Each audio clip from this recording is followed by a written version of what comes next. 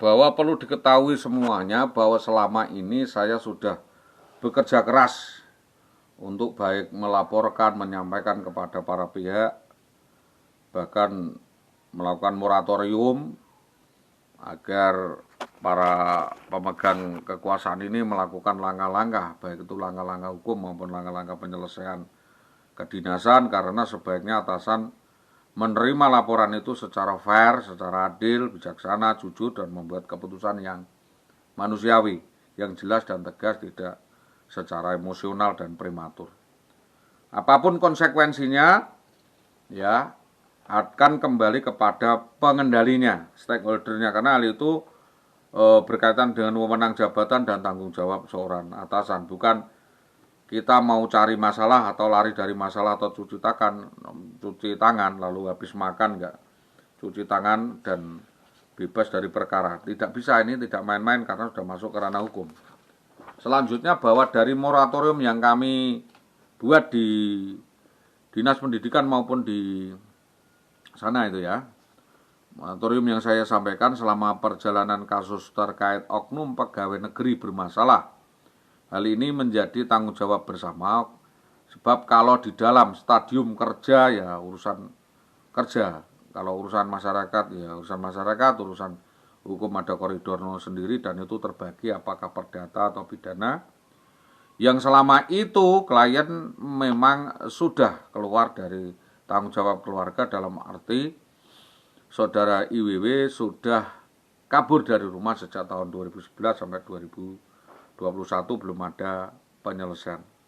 Kami juga ingin bahwa traktat atas resolusi dan restorasi yang dibangun bersama-sama ditawarkan Dinas Pendidikan Tambak Romo terkait adanya pengalian, penyelewengan, dan alas hak insentif tunjangan suami, ya seperti gaji pokok dan insentif makan 180.000 kali 16 ini tetap berjalan, terhitung mulai TMT honorer tahun 2003 diangkat tahun 2010, terhitung 9 tahun 8 bulan, dan pada tahun 2011 sampai 2017 ini selama 6 tahun, total 15 tahun itu 8 bulan. Katakanlah kalau dapat nominal 800.000 kali 12 berarti 16 tahun, maka pendapatan yang diharuskan adalah Rp153.600.000 atau sekitar Rp164 juta.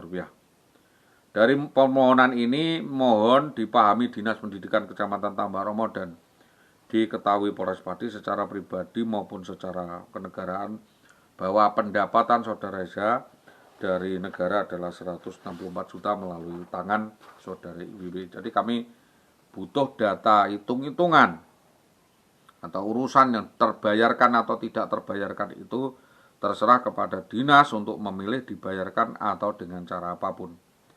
Anjuran Bapak Arianto, Pak Bupati Pati, ini dilarang untuk gaduh karena persoalan ini dianggap persoalan sepele, bisa diatur, dan itu merupakan hukuman atau wujud punishment atau reward atau punishment bagi pegawai negeri yang berprestasi maupun melanggar undang-undang.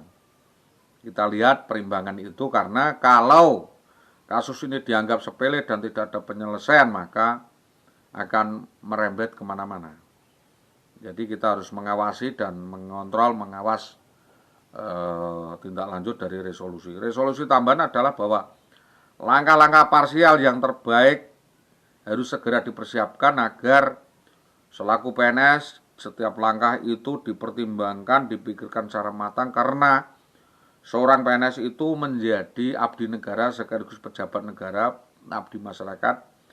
Di dalam menjalankan, mewujudkan perwujudan negara harus bisa netral, adil, objektif, berwibawa, bersih, elegan, tangguh, dan bertanggung jawab di dalam melayani masyarakat. Jadi tidak melakukan pengabaian tanggung jawabnya kepada masyarakat. Yang kami butuhkan adalah penyelesaian masalah dan bukan membuat masalah yang sudah menjadi masalah ini selesai tanpa ada jejak. Jadi kalau pembuat masalah itu selesai, ya pada lari tunggang langgang semua seperti itu.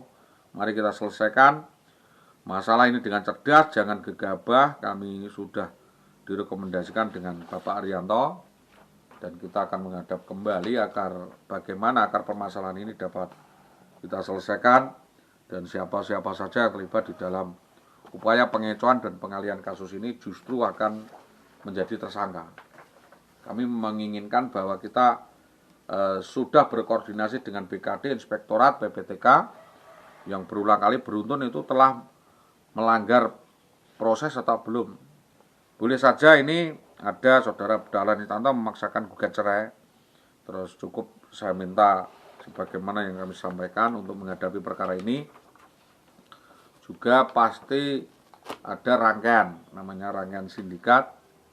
Ya, rangkaian sindikat lainnya yang kebanyakan adalah yang terlibat adalah pejabat di Dinas Pendidikan. Jadi sejak awal saya sudah bilang ke Ibu Supawatin, Bapak Jayus, Bapak Sunarto bahwa hal ini persoalan intelijen, baik di baik BIN, BAIS maupun di Bupati Pati. Jadi tolong Bapak Dahlan Isnanto ini jangan main-main lagi dengan memperpanjang perkara ini karena memang banyak kepentingan politik maupun hukum.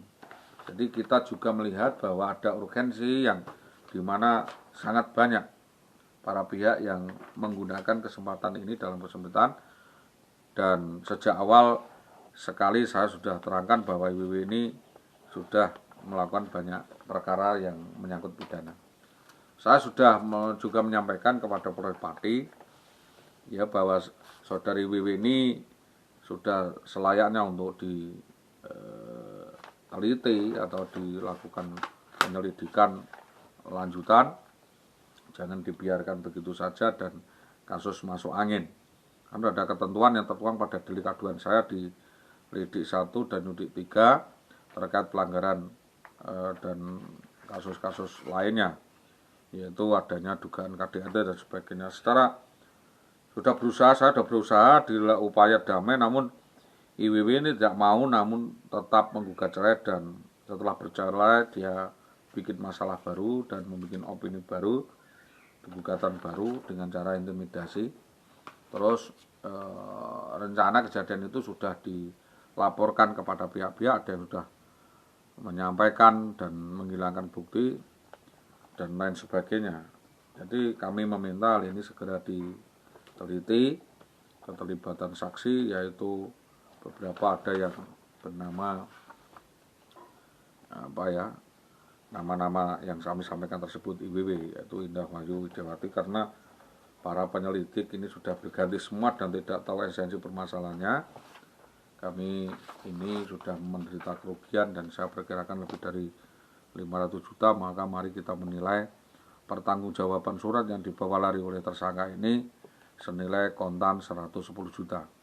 Sertifikat tanah 400 juta dan juga benda-benda berharga lainnya seperti yang sudah jauh hari direncanakan matang mulai tahun 2003. Jadi adanya rekayasa mulai dari desa termasuk keterlibatan RT, RW, lurah, bahkan camat, bahkan lintas terkait yang merekayasa membackingi minggatnya IWW, termasuk oknum guru SD 1 Gunung Pati yang diduga turut serta merancang membantu serangkaian persiapan perencanaan kaburnya saudara IWW sebagaimana yang kami sampaikan. Dan jelas ini adalah ada unsur penipuan, perampasan hak, pemufakatan jahat, dan keterlibatan pihak lain di dalam intervensi persoalan ini. Karena hal ini merugikan kami, maka kami mempertimbangkan kembali untuk membuka kasus ini dan melakukan opsi laporan lainnya. Yang pasti kejadian demi kejadian sudah kami sampaikan, yaitu terkait penelantaran yang berlarut-larut yang berujung kepada persekusi dari pihak dinas, korporasi atau konsorsium yang membackingi mendanai atas hal ini, maka kami meminta kepolisian kembali mengusut atau mengungkap kasus kejadian tersebut sebagaimana kami sampaikan sebelumnya, dan itu hal yang atas beberapa unsur perbuatan melawan hukum, yaitu tipu daya atau tipu muslihat, perbuatan yang sengaja membuat suatu yang tidak masuk akal menjadi masuk akal, suatu yang tidak ada menjadi seolah-olah ada, maka dalam mengatakan seolah-olah korban menderita gangguan jiwa, hilang ingatan, dan diperiksakan oleh saudara IWW habis ratusan juta itu adalah opini. Kami meminta hal ini dapat diungkap lagi. Dugaan-dugaan lainnya itu nanti adalah yang mengembangkan adalah kepolisian sendiri, APH, dan kita hanya memberi petunjuk atau keterangan secara intelijen, dan ada yang mungkin sudah sangat lama ada unsur kriminalisasi, yaitu kematangan Dinas Pendidikan mengelabui kasus ini selama 10 tahun, di mana pelaporan atas surat-surat dugaan penipuan, pemalaan, penggelapan, intimidasi, dan perlakuan tidak menyenangkan, penganiayaan secara psikologis, konspirasi, dan tipu daya benar-benar telah dan dilakukan, telah akan dilakukan kepada saudari IWW untuk menetapkan tersangka secara pribadi maupun secara organisasi. Juga pihak yang berwajib akan melakukan pengembangan secara hukum, bagaimana mengungkap adanya rekayasa kasus ini. Itu keterangan yang akan kami sampaikan, mudah-mudahan menjadi bahan pertimbangan, ya, baik itu pertimbangan hukum maupun pertimbangan lainnya yang menuju kepada puncak permasalahan ini memiliki titik terang. Jadi ada hal-hal yang tertentu yang akan kami sampaikan jika memang keterangan itu dibutuhkan oleh para pihak.